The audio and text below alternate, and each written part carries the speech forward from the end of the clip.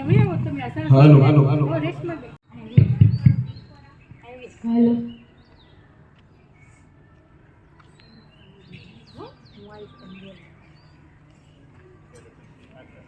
આદરણીય મહેમાનગણ, આચાર્યશ્રી, શિક્ષકો અને વિદ્યાર્થીઓ, આપ સર્વને 76મા પ્રજાસત્તાક પર્વની હાર્દિક શુભકામના પાઠવું છું.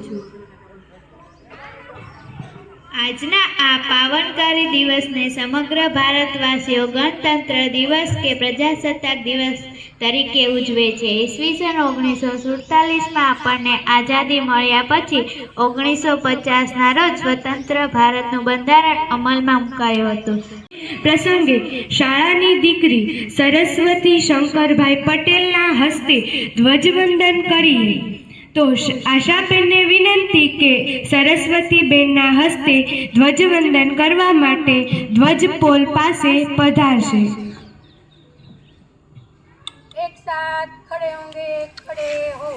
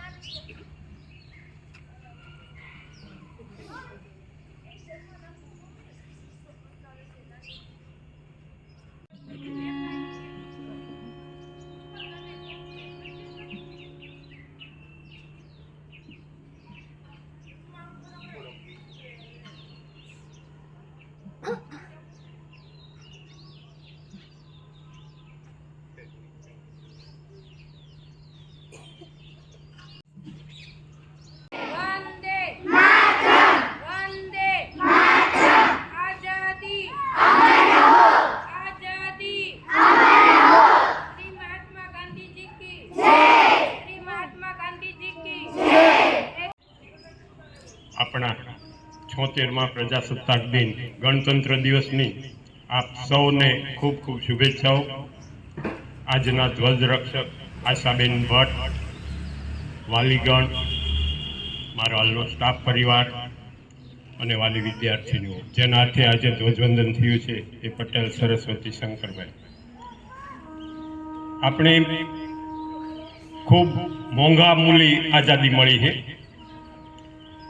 ખૂબ એના માટે સંઘર્ષ કરવો પડે છે. વર્ષોના સંઘર્ષ પછી તમે ભણો છો તો આપણો ઇતિહાસ તો ખ્યાલ હશે કે પહેલાં આપણા જ દેશમાં આપણું શાસન નહોતું. કોણ શાસન કરતું હતું? અંગ્રેજો આપણા ઉપર શાસન કરતા હતા. જે બીજા દેશના લોકો હતા એ આપણા દેશમાં આવીને આપણી ઉપર શાસન કરતા હતા.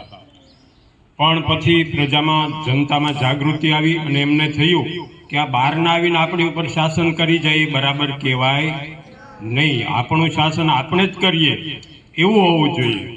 તો એના માટે જાગૃતિ આવતી ગઈ. એમ યુવાનોમાં, તમારા જેવા બાળકોમાં ખૂબ ઉત્સાહ હતો કે હવે અંગ્રેજોને આપણા દેશમાંથી કાઢે જ પાડશે. આપણા દેશમાં અંગ્રેજો હોવા જોઈએ નહીં. એના માટે એટલે આઝાદી ખૂબ મોંઘી છે, એનું આપણે જતન કરવાનું છે. તો આપણે જતન આઝાદીનું કઈ રીતે કરી શકીએ?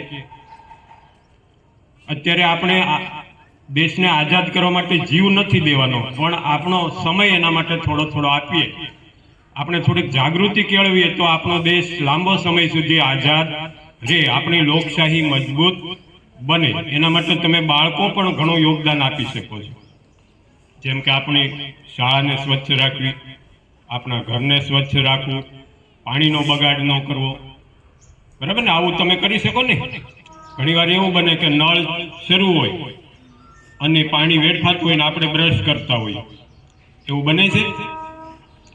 નથી બનતું ને. તમે બધા ભણેલા છો એટલે તમે પાણીનું પણ મહત્વ સમજો છો. કચરો જ્યાં ત્યાં ફેંકી દેવાય નહીં એવું પણ મહત્વ સમજો છો. એટલે આપણો પાયો જેટલો મજબૂત એટલી ઇમારત આગળ મજબૂત. એટલે તમે જેટલા મજબૂત હશો એટલો આપણો દેશ મજબૂત થશે. જો તમારામાંથી જ એક દીકરી આજે ધ્વજવંદન કર્યું, બરોબર ને? મારા કે કોઈ સ્ટાફના હાથે ધ્વજવંદન કર્યું નથી, પણ તમને પણ આવી તક મળી શકે. કોઈ દીકરી ખૂબ ભણી ગણીને આગળ વધે, ખૂબ સારી પોસ્ટ ઉપર હોય તો અમે એને પણ આમંત્રિત કરવા માંગીએ છીએ ધ્વજવંદન માટે. એટલે તમે પણ ખૂબ ભણી ગણીને આગળ વધો. તમે ભણવામાં અત્યારે સમય આપો એ પણ આપણા દેશ માટે ખૂબ અગત્યનું છે. કૃતિઓ તૈયાર થયેલ છે, તો હવે કૃતિઓ નિહાળીએ. દેશભક્તિ ગીત ધોરણ 7 ની વિદ્યાર્થી પાયલ રજૂ કરવા મંચ પર પધારશે.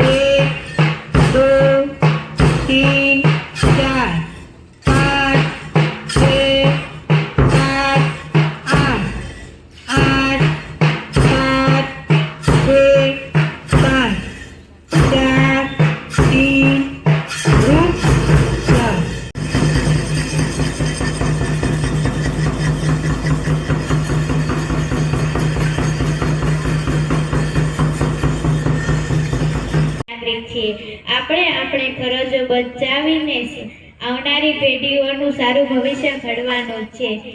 આભાર વિધિ સુરેશભાઈ મહેતા સાહેબ શ્રી કરશે. પ્રજાસત્તાક દિવસની ઉજવણી નિમિત્તે આજે આપણે સરસ મજાનો સાંસ્કૃતિક પ્રોગ્રામ કર્યો. આપણે દર વર્ષે 26મી જાન્યુઆરીએ પ્રોગ્રામ ઉજવીએ છીએ. પ્રજાસત્તાક એટલે પ્રજાનો સત્તાનો દિવસ. જે દિવસથી આપણને આઝાદી મળી પછી ખરા અર્થમાં આપણા હાથમાં સત્તા આવી એ દિવસ એટલે 26મી જાન્યુઆરી. આપણે 15મી ઓગસ્ટને પણ ઉજવીએ છીએ. એ આપણો સ્વતંત્રતા દિવસ એટલે કે આઝાદી મળી એ દિવસ છે. સાંસ્કૃતિક પ્રોગ્રામ કરીને રાષ્ટ્રધ્વજ ફરકાવીને આપણા એ 26મી જાન્યુઆરી પ્રજાસત્તાક દિવસની ઉજવણી નિમિત્તે પધારેલ મહેમાનો, શાળાના આચાર્યશ્રી, શાળાના સ્ટાફ, વાલીગણ અને શાળાના તમામ વિદ્યાર્થીઓ બહેનો, આ તકે પ્રજાસત્તાક દિવસની ઉજવણી નિમિત્તે પધારેલા બધાનો હાર્દિક આભાર માનું છું. જય હિન્દ.